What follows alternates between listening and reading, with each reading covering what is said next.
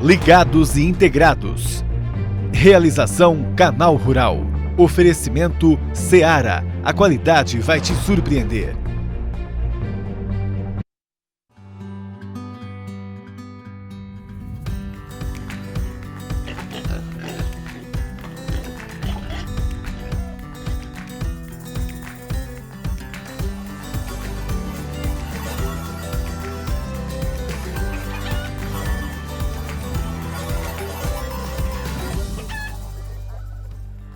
Bom dia, bem-vinda, bem-vindo. Hoje nosso principal assunto é um motivo de alerta constante, peste suína africana. Muito se fala sobre a doença, casos e mais casos sendo confirmados toda semana em várias partes do mundo. E onde ela chega, os prejuízos são enormes. Por isso, o cuidado para que não desembarque no Brasil deve ser, sim, exagerado se possível. Quem quer ver uma de nossas principais produções industriais ser interrompida? Acredito que nenhum brasileiro em sã consciência, né? Então o debate é importante e é o que teremos nessa edição. Para começar, vamos relembrar a história com a reportagem de Júlia Fabre. Bom dia, Júlia. Bom dia, Pablo. Bom dia a todos. A gente fala sobre a China e os números são sempre expressivos. País que tem o maior rebanho de suínos do mundo. País que tem a maior produção, consumo e importação de carne suína no mundo. Quando em 2018 o vírus da peste suína africana foi identificado em suínos de subsistência no país, o mercado mundial entrou em pânico e não é para menos. O cenário impactou o comércio e a produção em todas as partes do mundo e continua impactando.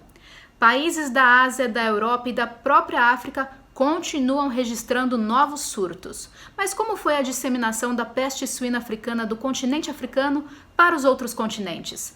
Vamos saber agora. Como o próprio nome denuncia, a peste suína africana surgiu na África, na região sul. A doença tem sido observada desde o início do século XX em suídeos selvagens e também em uma espécie de carrapato. Depois da introdução em suínos domésticos, a peste suína africana foi se espalhando para a maioria dos países da África. Na década de 60, a doença chegou à Europa, viajando de avião até Portugal. É que nas aeronaves havia restos de alimentos derivados de suínos contaminados. Posteriormente, a peste suína africana chegou ao Caribe e à América do Sul. No Brasil, o vírus foi detectado no estado do Rio de Janeiro, em Paracambi. Era 1978. Animais tinham sido alimentados com restos de comida de um avião vindo de Portugal.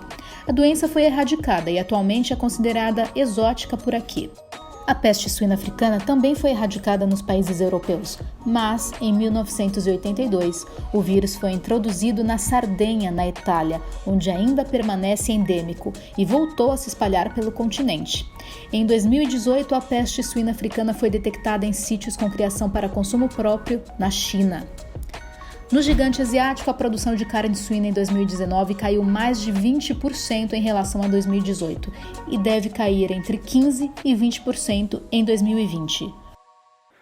Será que o Brasil está fazendo o suficiente para evitar a entrada desse vírus tão perigoso aqui no nosso país? Perguntamos isso para você via Instagram. E a resposta agora na nossa tela. Tá aí então o que você acha, sim ou não? O Brasil está fazendo o suficiente para evitar a peste suína africana? Agora a gente aprofunda esse assunto em um debate.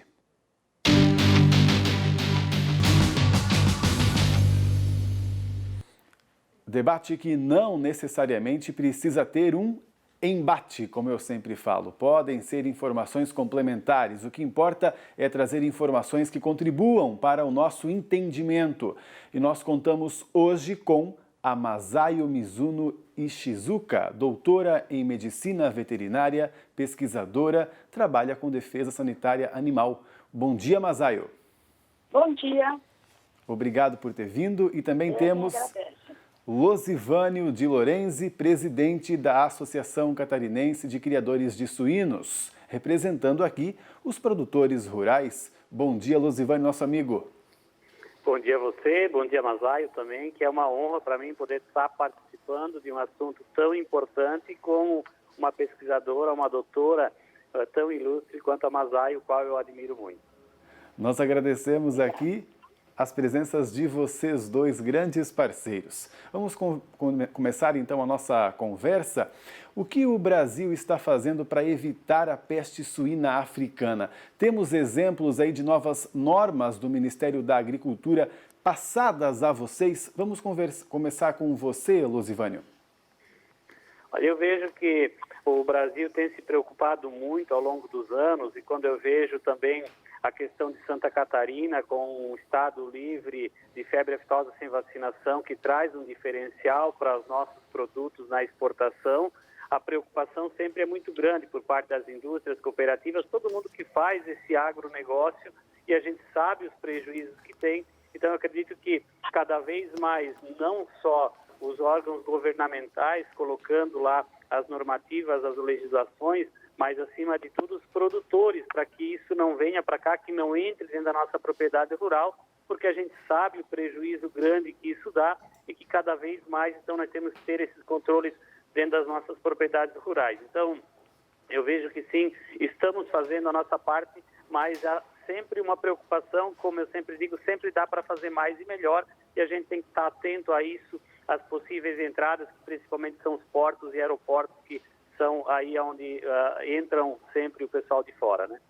Pois é, e às vezes pode faltar essa informação e deixar o pessoal apreensivo, né? Vamos conversar então com a Masaio, ela que acompanha mais de perto aí, porque faz parte da Associação Brasileira de Proteína Animal, a BPA.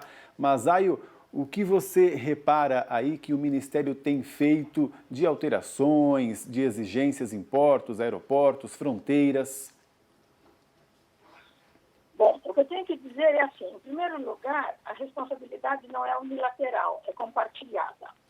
De um lado, nós temos as atribuições do Ministério da Agricultura, que tem por obrigação zelar pela saúde animal do nosso rebanho, de todas as espécies animais. Especificamente em relação à peste suína africana, o Ministério tem se mobilizado no sentido de não apenas trabalhar nos portos e aeroportos, através da fiscalização, mas no momento anterior à chegada dos produtos de origem animal no Brasil, que são os acordos sanitários entre países. Então, o Brasil importa muitos produtos estrangeiros e qualquer que seja o país, de uma forma geral, o Ministério da Agricultura tem acordos, principalmente sobre considerando as doenças e as medidas restritivas que os países exportadores devem tomar. Esse é o primeiro aspecto. O segundo aspecto é que o Brasil, através do Ministério da Agricultura, tem uma rede de veterinários trabalhando em aeroportos, em portos, em laboratórios. Nós temos o laboratório de referência que fica em Minas Gerais e Pedro Leopoldo, e tem um processo de educação sanitária. Então, e tem as fiscalizações nos aeroportos, principalmente, que é a fiscalização das bagagens e o uso de cães farejadores, os cães que farejam a presença de matéria orgânica, e por amostragem, a fiscalização de bagagens. Então, cada um está fazendo a sua parte. Ainda existe um processo educativo onde, nos voos internacionais, são sempre alertados os passageiros para que não carreguem na sua bagagem de mão produtos de origem animal, principalmente presuntos, defumados, pedaços de carne congelada ou carne refrigerada nas suas bagagens, porque poderão conter o vírus da peste suína africana. Agora, eu também falo, em contrapartida, a obrigação dos criadores, dos estados, das associações, do Serviço de Defesa Sanitária de cada estado. Nas opiniões de vocês, em uma situação de hipótese mesmo, se tivermos um caso de peste suína africana descoberto tanto em animais selvagens ou criados em propriedades para consumo próprio ou em granjas comerciais, tanto faz, né? O Brasil estaria preparado aí para controlar a doença, Losivânio? Eu acredito que sim. Dou um exemplo de Santa Catarina, que aqui o nosso órgão de defesa sanitário é a SIDASC, e nós fizemos, o ano passado, um ensaio com todas as indústrias, com as associações, cooperativas, defesa civil e o órgão de sanidade, onde a gente se reuniu em Florianópolis na Defesa Civil e mapeou uma propriedade no extremo oeste e o tempo que levaria para agir e sacrificar os animais, isolar a propriedade, fechar ela como um todo e a gente então ter o resultado esperado quanto a isso. E foi realmente muito bom isso. Ficamos de fazer novamente um treinamento esse ano, porque precisamos ter todo esse cuidado realmente e ter as ações de imediato para não contaminar um estado inteiro ou o país. Eu acredito que demais estados também possam ter isso. E com relação àquilo que a doutora Massaio estava falando, na importação de animais também, há um controle muito rígido com aqueles acordos que tem, mas acima de tudo esses animais vão à Cananéia, que é onde também a Associação Brasileira de Criadores de Suínos tem a parceria que os animais ficam em quarentena e só saem de lá depois então de ter a certificação de que estão livres das doenças que nós não temos aqui no país. Então eu vejo que o Brasil tem melhorado muito quanto a isso e os controles naquilo que a própria doutora Massaio falou, com os tratados internacionais e cuidar justamente daquilo que entra no país em portos e aeroportos, principalmente com a questão de comida. Mas até chegar também nessa questão de adentrar dentro da propriedade, tem uma distância grande, mas mesmo assim existe o risco e nós temos que trabalhar a cada dia sempre pensando em melhorar esses controles sanitários para que a gente continue livre dessa enfermidade dentro do país. Certo. Mas, Aio, numa situação, uma hipótese aí, se acontecer, estamos preparados para segurar a proliferação?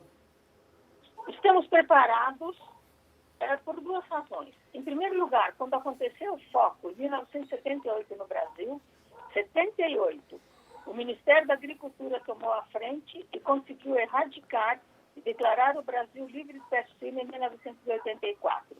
Atualmente, os estados, através das suas secretarias de agricultura, estão sempre preocupados. Tanto é que eu já ministrei um curso de emergência sanitária no Rio Grande do Sul e também no Distrito Federal. Então, foram treinamentos em gabinete para que os alunos, os veterinários, conheçam os conceitos. De nada adianta sair correndo para o campo, cada um fazer uma parte, se eles não tiverem uma ideia do seu todo. E isso já começou a ser feito no Brasil, como eu disse, no Rio Grande do Sul e Santa Catarina. E os veterinários, eles estão realmente preparados para enfrentamento. O que eu considero que os veterinários precisam se aprimorar, e também os proprietários, porque a responsabilidade é sempre compartilhada, é quando acontece uma doença, qualquer que seja a doença. Estamos falando de peste suína africana, mas qualquer outra doença, seja uma doença vesicular, em função da importância da febre aftosa, uma gripe, enfim, qualquer doença que foge do habitual numa granja, o criador ou veterinário tem a obrigação de notificar o serviço estadual, que virá imediatamente. Eles têm prazo certo em termos de número de horas para atender, e eles vão fundamentar a suspeita e dizer pode ser ou não ser, colher o material, enviar para o laboratório e confirmar. Se confirmado, eles estão habilitados para combater e debelar o foco. Mas, eu continuo insistindo, falta um pouco de cuidado em notificar qualquer doença que seja estranha ao criador e ao veterinário. Esse é um ponto falho para mim. Certo, muito bom. Até vou perguntar já sobre isso também. A próxima pergunta é para o Losivânio, no que você também repara aí que está faltando ainda no Brasil para evitar a chegada ou a proliferação do vírus. Eu vejo que concordo com aquilo que a doutora Massaio falou, porque às vezes tem algumas doenças que elas têm as mesmas características, então há uma confusão até não ter um exame laboratorial preciso para saber o que ocorreu. Só que a gente sempre vê que qualquer suspeita que tem, olhando o nosso órgão de sanidade aqui, eles fazem a interdição da propriedade e um controle muito rígido até chegar no laboratório para depois do exame, então, na contraprova, ver realmente que não era aquele problema de suspeita e liberam. Então, eu vejo que, falando do nosso estado, nós estamos muito bem preparados para isso. Às vezes, os produtores reclamam porque a propriedade está interditada, mas é extremamente necessário que, na dúvida, seja feita isso, para que a gente não possa levar um problema para frente e contaminar outras propriedades, porque os caminhões, quando entregam o animal, vai a frigorífico, lá tem outros contatos e assim vai para outras propriedades. Então, eu vejo que estamos preparados, sim, aqui em Santa Catarina para isso, porque qualquer suspeita existe a interdição. Por mais que seja ruim para o produtor, mas é bom para o Estado, porque continua mantendo essa sanidade que tanto é importante para mercados externos, mas também para que o nosso consumidor tenha um produto de qualidade na gôndola do supermercado. Certo. Quem sabe um treinamento ou só uma campanha com informação já traria aí essa responsabilidade para os produtores avisarem os órgãos competentes, né, Masaio? Uma consideração final sua de algo mais que o Brasil precisa para esse enfrentamento? O que falta, em primeiro lugar, com relação ao Ministério da Agricultura, comunicar, isso é parcialmente correto, porque o treinamento não é simplesmente informar. Às vezes nós confundimos informação com treinamento. Tudo depende de treinamento. É o que nós chamamos de educação sanitária. E isto é um trabalho feito corpo a corpo. Agora, a segunda pergunta, acabei esquecendo, Pablo.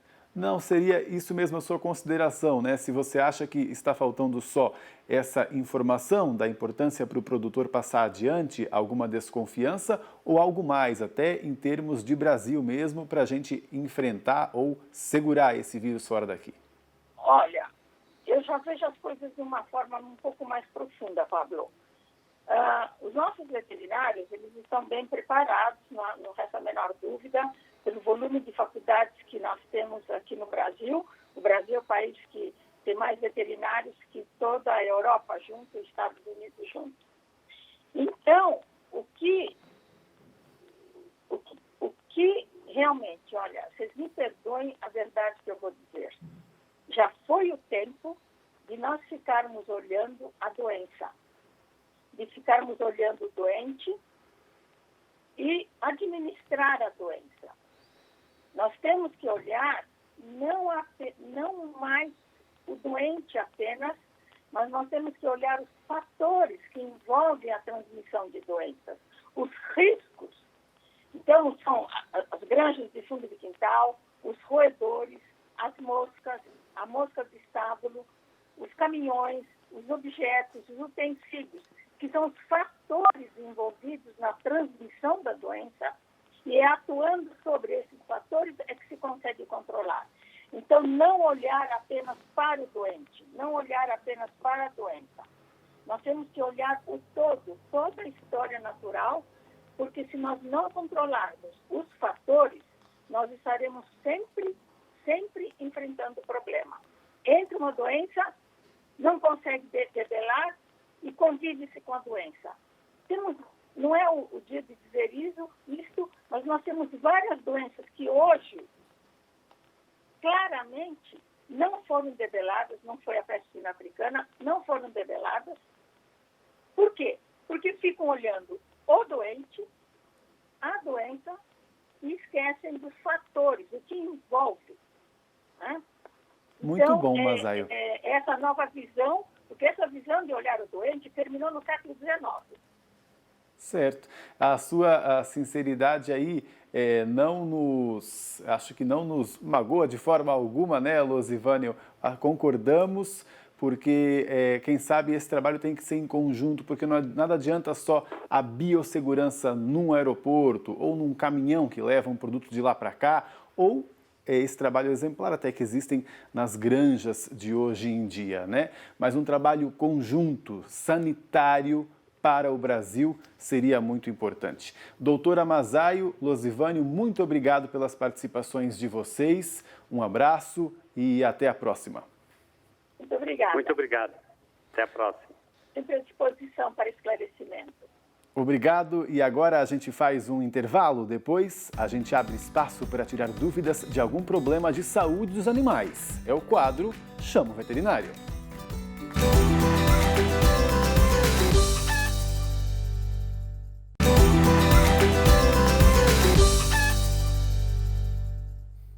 Ligados Integrados de volta, direto com a previsão do tempo, com a Priscila Paiva. Bom dia, Pri. Olá, Pablo. Boa semana para todos nós. A gente falou muito de chuva na semana passada, mas hoje eu quero chamar a atenção às áreas onde o tempo está seco há mais de 100 dias. É o caso das áreas produtoras do interior do Nordeste do Brasil. 100 dias sem chuva significativa. O que é chuva significativa? Aquela que tem 2 dígitos, pelo menos, de volume, de 10, 15, 20 milímetros. Porque não adianta nada em um solo muito seco chover 2, 3, 4 milímetros. Isso não responde, a água disponível no solo continua baixa. E para essas áreas do interior do Mato Piba, a gente vai continuar com essa previsão de tempo seco. Não existe uma previsão muito a curto prazo que mostre o retorno das chuvas, até porque é normal não chover por lá nessa época do ano. Diferente é o que acontece na costa aqui do Nordeste do Brasil, onde a gente tem áreas com 50%, 70% de água disponível no solo. E muita atenção também para a umidade relativa do ar. Em algumas áreas do Tocantins, olha esse trechinho aqui que a gente vê em vermelho, a umidade relativa do ar pode ficar em torno dos 12%. 12%, Pablo, é estado de alerta, porque o índice mais ideal, adequado para o ser humano e para os animais, é a gente ter uma umidade relativa do ar de 60%. Imagina então de 12%, é um nível de deserto. Então, muita atenção para todo o interior do Mato Piba, que vai enfrentar mais dias de temperaturas elevadas e tempo seco. Somente no litoral, onde tem chovido, é que a umidade relativa do ar fica mais satisfatória. Esse é o nosso Brasil, né? Cada ponta quase que um outro país. E agora o assunto é outro. Você está pesando as suas aves direitinho? E elas estão ganhando peso como esperado?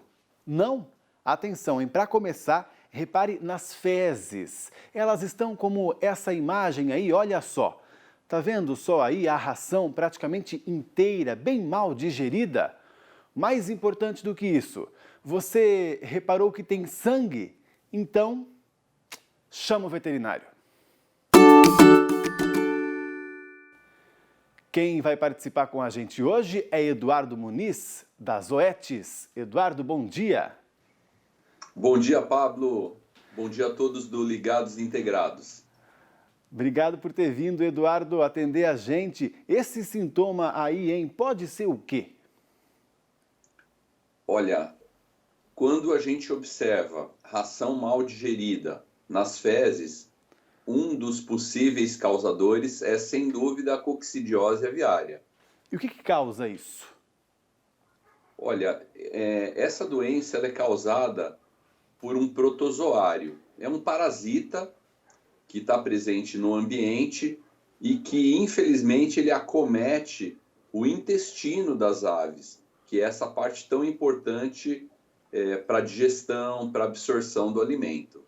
Pois é, e aí ela acaba ganhando menos peso, né? Isso é um problema grave porque dá prejuízo no final das contas?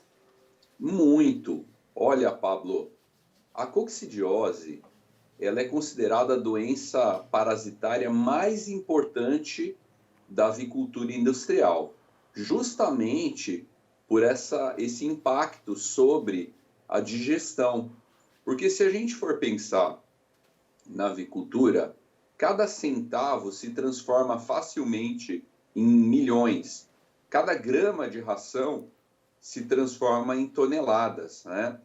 E porque tudo é em escala, são muitas aves que são produzidas e 70% do custo total de produção é a ração. Então, como essa doença atinge exatamente a digestão, ela acaba sendo uma doença que causa muito prejuízo ao produtor e ao sistema de produção. E o prejuízo realmente é o problema, né, Eduardo? Porque nem sempre ela pode levar à morte, então, pelo que percebo. Isso que é o pior, Pablo. essa doença é uma doença sorrateira, porque muitas vezes ela não causa mortalidade e ela interfere no desempenho. Então o produtor precisa realmente estar muito atento, porque os sinais eles são realmente relacionados à dificuldade de ganho de peso e essa característica das fezes, né, que mudam. Tá certo. E eu tenho como reverter ou é um daqueles casos que realmente só prevenção? Olha, de uma forma geral, todas as doenças da avicultura, elas precisam ser prevenidas, porque quando ela acontece, Pablo, mesmo que você faça um tratamento, você já teve um prejuízo, né? Então existem tratamentos que podem ser feitos, mas é sempre desejável, preferível, que a gente atue em prevenção. Tá certo, então. E como é que eu faço? Bom, a prevenção, a coccidiose é uma doença interessante. Esse parasita, eles são considerados monoxenos. Eles realizam a parte do ciclo dentro da ave, no intestino, e uma parte fora da ave, na cama. Então, o que acontece? Nós temos que atuar de duas formas. Na ração, nós incluímos um produto que são os anticoccidianos. Então, os anticoccidianos vão fazer o controle dentro da ave, no intestino.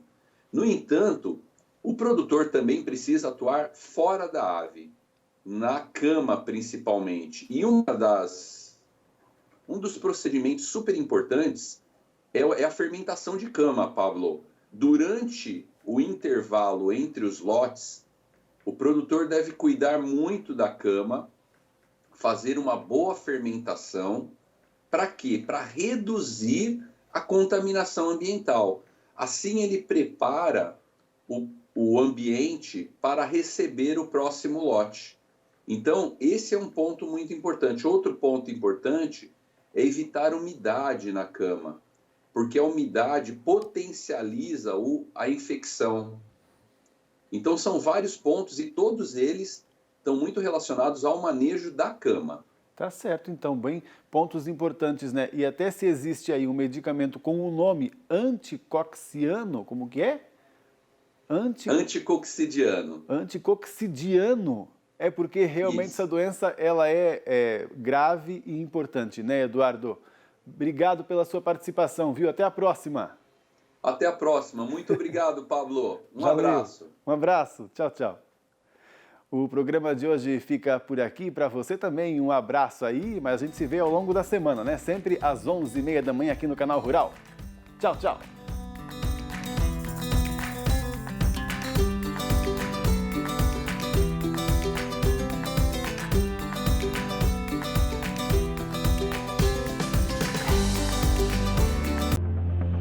Ligados e integrados.